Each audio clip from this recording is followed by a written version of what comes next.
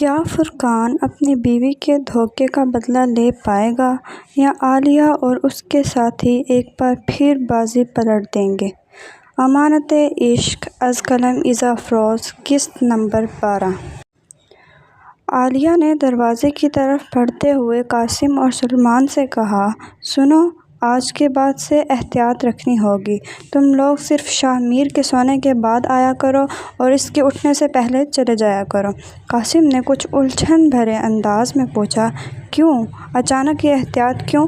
عالیہ نے سنجیدگی سے جواب دیا، بچہ اب باتیں سمجھنے لگا ہے۔ سلمان نے گھڑی دیکھی، پھر اٹھتے ہوئے کہا، لو، اب بچے کا بھی خیال رکھنا پڑے گا۔ چلو، آج کے لیے اتنا ہی کافی ہے، باقی کل دیکھ لیں گے۔ عالیہ نے سر ہلایا، چلو ٹھیک ہے۔ وہ دونوں کو پچھلے دروازے کی طرف لے گئی جو گھر کے پیچھے کھلتا تھا۔ دروازہ کھول کر انہیں رخصت کیا، پھر دروازہ بند کر دیا۔ عالیہ جیسے ہی دروازہ بند کر کے پلٹی، اس کے قدم وہیں رک گئے۔ سامنے فرقان کھڑا تھا۔ اس کے چہرے پر ایسا سکوت تھا جو اس کے غصے سے کہیں زیادہ خوفناک تھا۔ فرقان! عالیہ کے چہرے سے رنگ اڑ گیا، تم واپس کیسے آئے؟ فرقان چند قدم آگے بڑھا مگر عالیہ پیچھے ہٹتی گئی۔ میں واپس نہیں آیا عالیہ، میں اپنی آنکھیں کھول کر واپس آیا ہوں۔ تم غلط سمجھ رہے ہو فرقان، میں تمہیں سب کچھ بتا سکتی ہوں۔ سب کچھ؟ اس کے ہونٹوں پر ایک تلخ مسکراہٹ آئی۔ میں نے ابھی دروازے کے باہر کھڑے ہو کر تمہاری ہر بات سنی ہے۔ عالیہ خاموش ہو گئی۔ 6 ماہ تک میں زندگی اور موت کے درمیان پڑا رہا اور تمہیں یہ بھی یقین نہیں تھا کہ میں زندہ ہوں یا مر چکا ہوں۔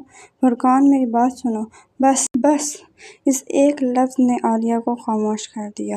میں نے تم پر اعتبار کیا تھا، اپنی پوری زندگی تمہارے نام کی تھی، لیکن آج مجھے سمجھ آیا کہ میں جس گھر کو اپنا سمجھتا رہا وہ میرے لیے گھر تھا ہی نہیں۔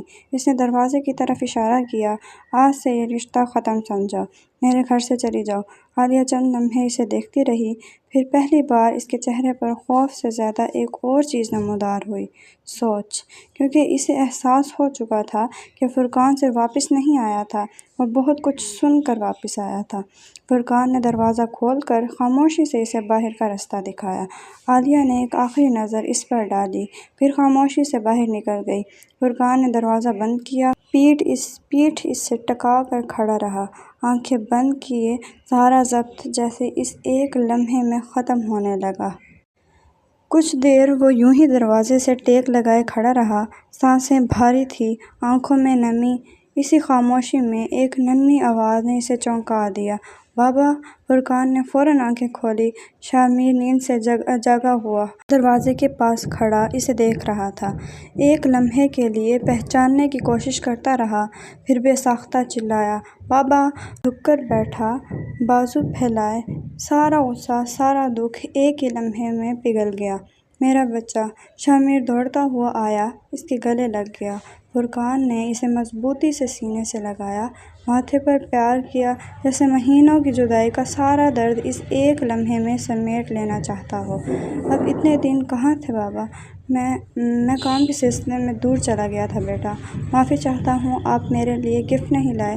فرقان نے ہلکی سی مسکراہٹ سجائی مگر آنکھوں میں درد اب بھی موجود تھا۔ میں خود آ گیا ہوں نا بیٹا، صبح تمہیں سارے گفٹ دوں گا، وعدہ۔ شاہ میر نے خوشی سے سر ہلایا، پھر ارد گرد دیکھتے ہوئے پوچھا، ماما کہاں گئی؟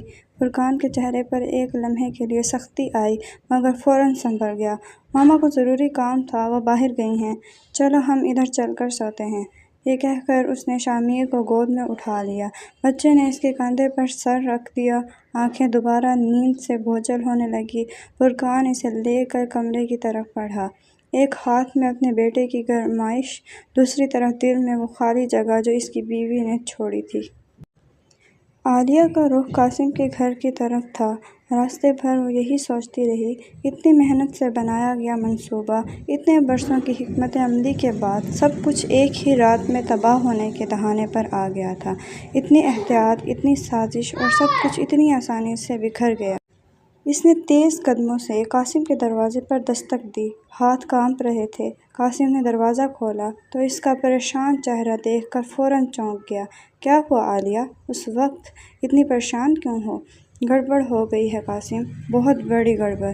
اندر داخل ہوتے ہی اس نے سلیمان کو بھی فون کر کے بلا لیا۔ کچھ ہی دیر میں سلیمان بھی وہاں پہنچ گیا۔ تینوں کے چہروں پر سنجیدگی چھائی ہوئی تھی۔ بولو، ہوا کیا ہے؟ فرقان واپس آ گیا ہے۔ دونوں کے چہروں کا رنگ اڑ گیا۔ کیا؟ واپس کیسے آ گیا؟ ہمیں تو لگا، مجھے نہیں پتا وہ کیسے واپس آیا، لیکن وہ گھر کے باہر کھڑا تھا۔ دروازے کی دوسری طرف۔ اس نے ہماری ساری باتیں سن لی ہیں۔ کمرے میں چند لمحوں کی خاموشی چھا گئی۔ سب کچھ۔ قاسم نے سگریٹ کش لیا۔ آنکھوں میں سختی ابھری۔ اب کیا کرنا ہے؟ کرنا کیا ہے؟ وہی جو ہمیشہ کرتے آئے ہیں۔ جو بھی ہمارے راستے میں آئے اسے راستے سے ہٹا دیتے ہیں۔ عالیہ نے تھوڑی دیر سوچا، پھر پختہ لہجے میں کہا، ہمیں فرقان کو مار دینا چاہیے۔ تینوں ایک دوسرے کو دیکھتے رہے۔ کسی کے پاس فوری جواب نہیں تھا، مگر سب جانتے تھے کہ اب اگلا قدم پہلے سے کہیں زیادہ خطرناک ہوگا۔ اب سوال یہ تھا کہ کیا فرقان اپنے دشمنوں کی اس نئی سازش سے بچ پائے گا، یا اس کی واپسی ہی اس کی زندگی کا آخری باب ثابت ہوگی۔ قسط ختم۔